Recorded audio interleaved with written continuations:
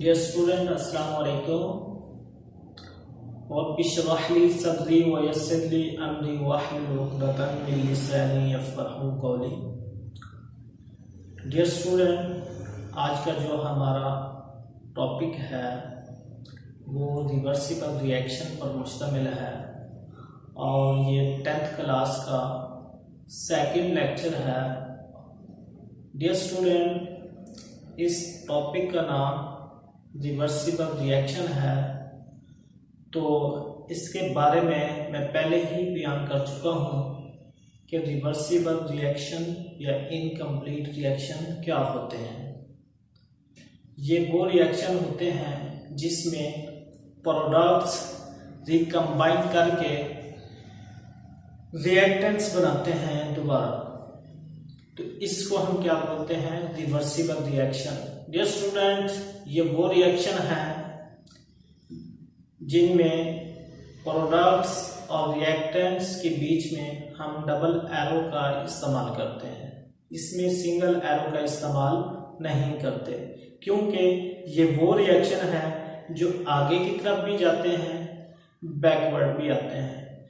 Dear student, इसकी definition यूं है, अ केमिकल रिएक्शन, हमारे पास एक केमिकल रिएक्शन है, जैसे ये ले लें, इन विच प्रोडक्ट्स कैन रिकम्बाइन। यहाँ पे हमारे पास जो प्रोडक्ट्स हैं, यहाँ पे मैंने शो करवाया कि ये प्रोडक्ट्स हैं और ये रिएक्टेंट्स हैं, इनके दरमियान मैंने डबल एरो का इस्तेमाल किया। तो डियर स्टूडेंट्स, ये आपस में रिकम्बाइन करते हैं और ये नीचे वाला एरो बैकवर्ड को शो कर रहा है।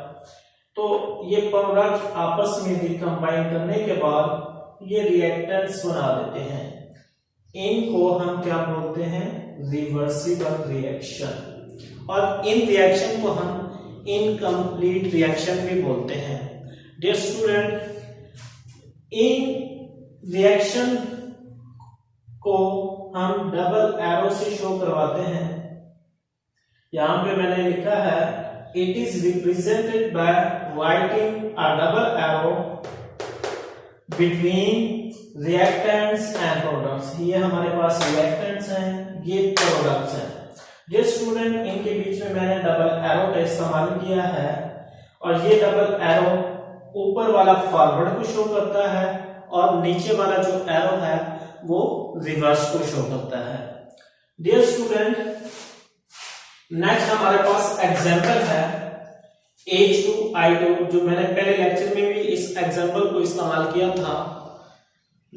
इसमें क्या है, H2 और I2 गैसेस हालत में हैं, ये आपस में कंबाइन करते हैं। कंबाइन करने के बाद ये प्रोडक्ट बना देते हैं 2HI, जिसे हम हाइड्रोजन आयोडाइड बोलते हैं।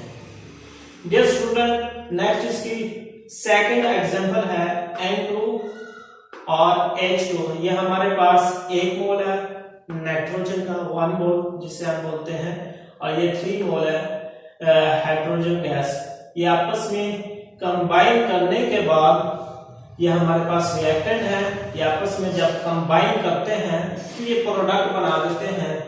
इन प्रोडक्ट को हम अमोनिया कहते हैं। ये देखें डियर स्टूडेंट, इस रिएक्शन में हमने कैटालिस्ट का इस्तेमाल भी किया है, टेम्परेचर का भी इस्तेमाल किया है और हाई प्रेशर का भी इस्तेमाल किया है। डियर स्टूडेंट, रिएक्शन को चलाने के लिए हमें टेम्परेचर भी जरूरी है, टेम्परेचर का भी इस्तेमाल करना पड़ता है, प्रेशर का भी इस्तेमाल करना पड़ता है और कैटालिस्ट का भी इस्तेमाल करना पड़ता है। देन रिएक्शन जाके कंप्लीट होता है। तो डियर स्टूडेंट, रिवर्सिबल रिएक्शन की प्रॉपर्टीज यूं है, this reaction proceed in both ways,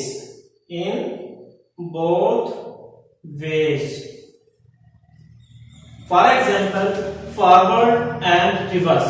अब ये देखिए डियर स्टूडेंट, ये हमारे पास जो रिएक्टेंट है ये फॉरवर्ड की तरफ जा रहे हैं, ये फॉरवर्ड को शो कर रहा है, ये फॉरवर्ड रिएक्शन कहलाते हैं।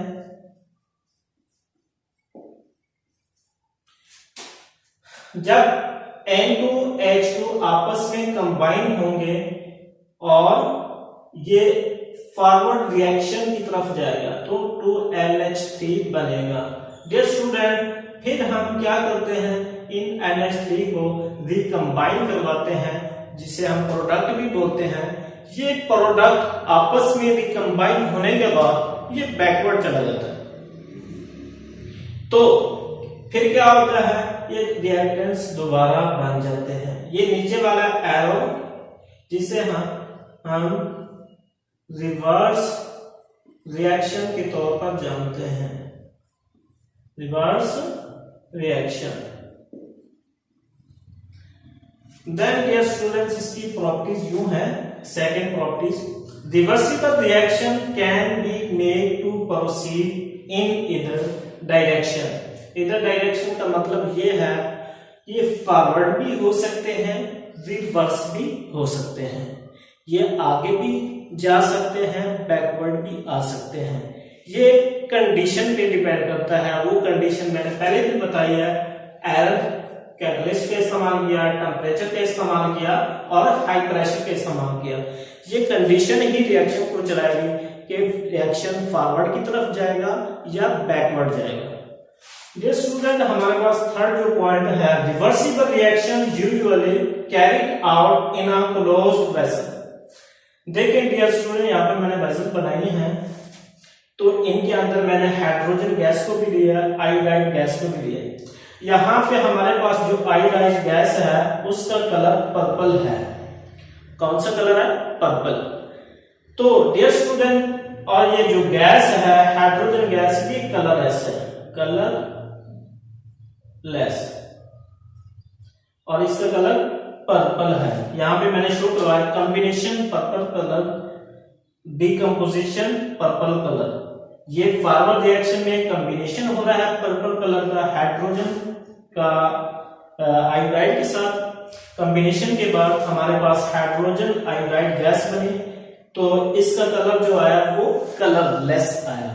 डियर स्टूडेंट, जब इसको हम रिकंबाइन करते हैं, रिकंबाइन करने के बाद कैटलिस्ट का इस्तेमाल करके यानी कंडीशन का इस्तेमाल करके फिर क्या होता है, इसकी डिकम्पोजिशन होती है। डिकम्पोजिशन के बाद हमारे पास हाइड्रोजन वैसे मिल जाती है और आयोडाइड गैस भी वैसे पर्पल कलर में मिल जाती है।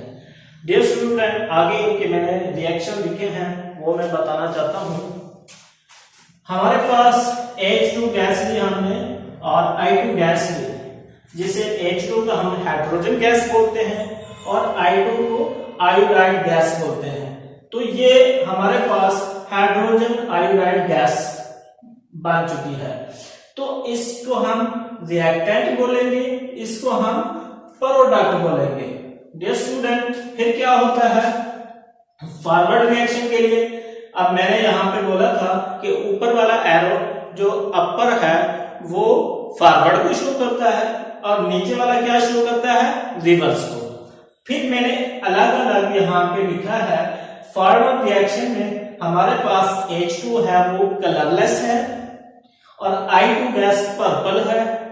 तो डियर स्टूडेंट, जब ये आपस में कंबाइन होते हैं तो टेम्परेचर का इस्तेमाल करके, हीट का इस्तेमाल करके ये कलरलेस हो जाता है हाइड्रोजन आयोडाइड। फिर क्या होता है रिवर्स रिएक्शन में, फिर रिवर्स रिएक्शन में हमने 2HI को रिकंबाइन करवाते हैं, फिर टेम्परेचर का इस्तेमाल करके हाइड्रोजन गैस को और आयोडाइड गैस को फिर उसी शक्ल में वापस लाते हैं। अब आयोडाइड का कलर पर्पल है, कलरलेस हाइड्रोजन गैस है। उसके बाद एट इक्विलिब्रियम पे क्या होता है, H2I2 आपस में कंबाइन करते हैं तो HI बनाते हैं। अब यहाँ पे इसका कलर क्या हुआ डियर स्टूडेंट्स, कलरलेस।